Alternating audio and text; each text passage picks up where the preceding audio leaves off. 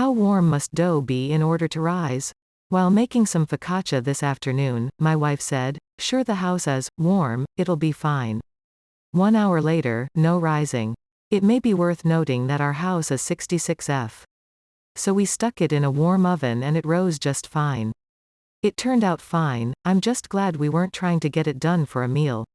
So the question is, how warm does dough need to be to rise properly? Optimal yeast growth happens at around 37 degrees Celsius, 98.6 degrees Fahrenheit, but dough will rise at any room temperature. As the temp rises, the yeast becomes more active, which is why you'll sometimes see recipes call over overnight rests in the fridge, where activity slows or stops. Yeast dies at anything above 50 C, 122 F. The important thing is knowing the temperature and, if you're really particular, the humidity in the air around your proof. This information is used for the sake of timing consistency, more than anything else. As other answers have pointed out, most recipes tend to be calibrated to rise times which assume a temperature of 75 to 80 degrees Fahrenheit. Professional baking recipes will actually specify a dough temperature after mixing and a temperature for proofing.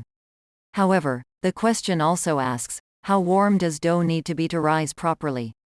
If, by properly, you mean, according to a recipe, then 75 to 80 F is a reasonable guess if temperature is unspecified. If the recipe mentions something vague, like, put in a warm place, that probably implies something somewhat warmer than 80 F, but it's always hard to know. All of that said, bread dough can rise properly, in the sense that it will eventually be ready to bake, at a wide variety of temperatures.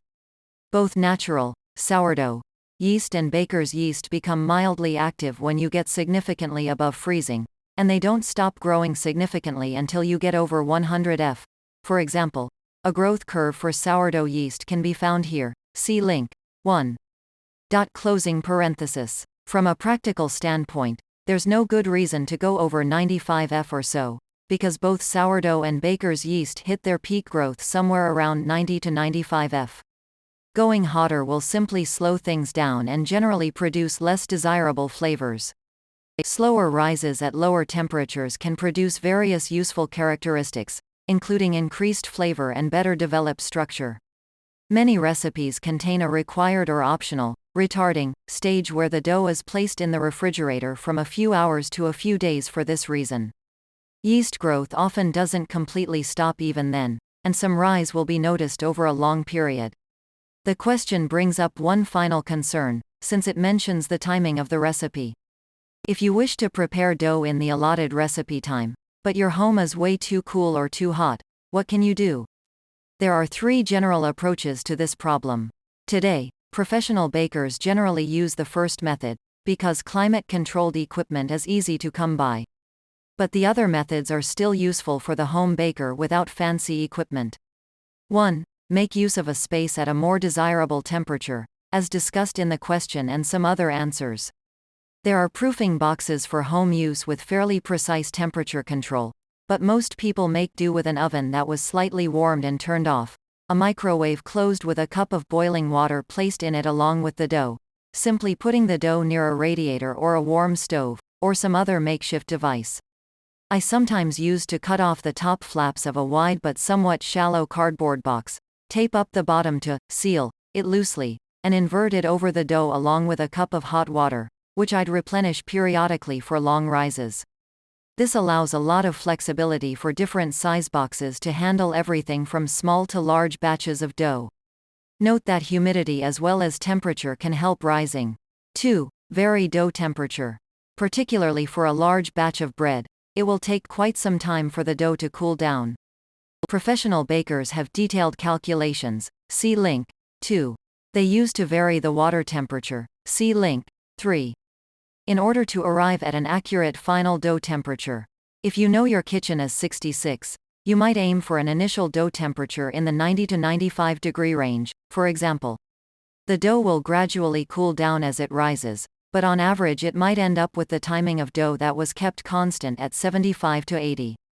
This is obviously an approximation for ideal temperature, but so is putting a cup of hot water in a microwave or putting your dough near a radiator.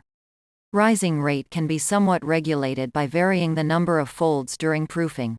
More folding will redistribute temperature more quickly and lead to faster cooling. 3. Vary the amount of yeast in the recipe. This one is particularly useful if you make a specific recipe again and again, but your kitchen is always too cold or too hot to get things done in the desired time frame.